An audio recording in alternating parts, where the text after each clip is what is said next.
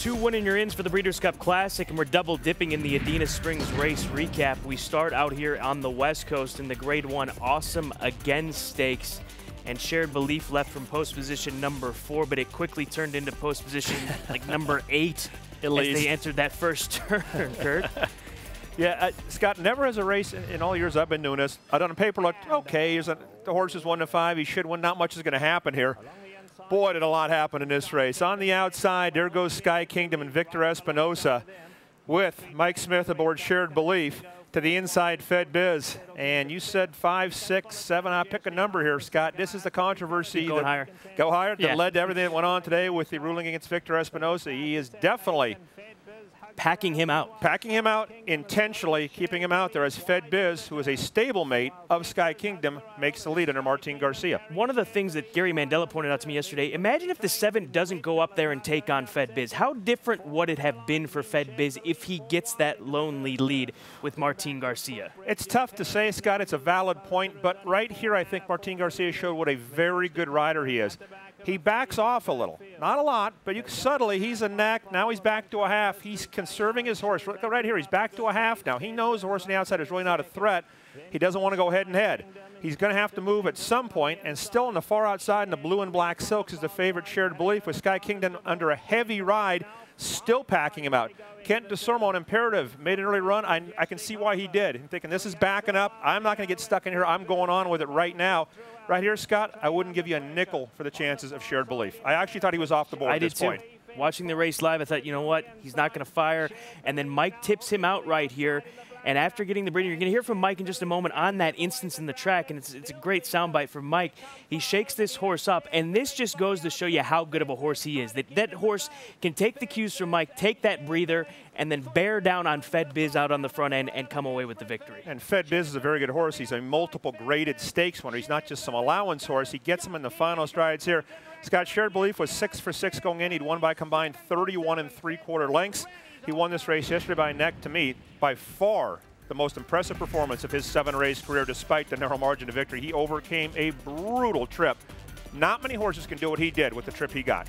He's 7 for 7 over the course of his career. That's back-to-back Grade 1 wins with Mike Smith aboard. Here was Mike Smith this afternoon reliving yesterday's win with Shared Belief in the Awesome Again. Extremely impressed, to be honest with you, Scott, man. He had to overcome a wide trip, of course, and running against a bunch of nice horses, and to overcome what he overcame and to run the way he ran was very impressive. Just hope the race wasn't too hard on him, but he ate up last night, and I went to see him this morning, and he looked great, man. So hopefully this race will really move him forward. No, he took a little bit of a breather when you saw him kind of drop back just a little bit, and I was hoping that's what it was, of course, but when I asked him, he gave me that surge, so I knew that I certainly was going to, have something left to finish with. Was it going to be enough? I wasn't positive at that point, but by the 8th pole, I thought I had pretty much had it. Well, this afternoon we were all discussing the wide trip, the tactics that went on with Victor Espinoza and carrying out Shared Belief. Shortly thereafter, the California Racing Board, the Board of Stewards, ruled that Victor Espinoza would be suspended for 7 racing days beginning October 4th and also not be allowed to ride in designated races this weekend, designated stakes races. Scott Cheney, one of the stewards here in California, was kind enough to spend a couple of minutes with me to discuss the decision on suspending Victor Espinoza after yesterday's ride in the Awesome Again. We obviously called him in this morning. We saw what happened during the race yesterday. Apparently it's well written about and talked about, although to be fair, we don't really look at the press too much. We just kind of hear secondhand. Called him this morning. We actually spoke with the trainer, Bob Baffert. Called Victor in, had kind of a long hearing for a rider, and voted to give him seven days. Two sort of varieties of riding infractions. One involves careless riding, right? An accident, if you will. The horse drifted out on a left-handed stick. I didn't mean to, but it happened. Or intentional or willful acts, which means the rider intended to move their horse in a specific spot. We felt that this action was intentional or willful, and therefore it's a little more serious than careless riding. So we felt it deserved a little more than the standard minimum of 3 days. Why is this different than, say, boxing somebody in or not giving them racing room down on the inside? Why is this different than that we see so often? Oh, sure. I mean, it's a lot different. Two reasons. Number one, our feeling was that he interfered with another horse. So you're allowed to hold your position, right? We didn't feel that he was doing that. He actually drifted out further and further as the turn progressed and actually caused the horse to his outside, happened to be the big favorite, but that really doesn't matter, to lose ground, position, and the opportunity of better placing. I think fortunately, probably, in this case, he wasn't cost the opportunity of better placing, right? There's no better placing than winning. And then secondly, there's actually a rule in the book where you have to, if you look at our ruling, we cited two rules, a normal riding rule, but also an unsatisfactory ride, which talks about taking your horse ride and not really giving your best effort to give your horse the best chance to win a race. And we, in our opinion, going that wide, even if you're not trying to hook the speed, doesn't give your horse the best opportunity to win a race.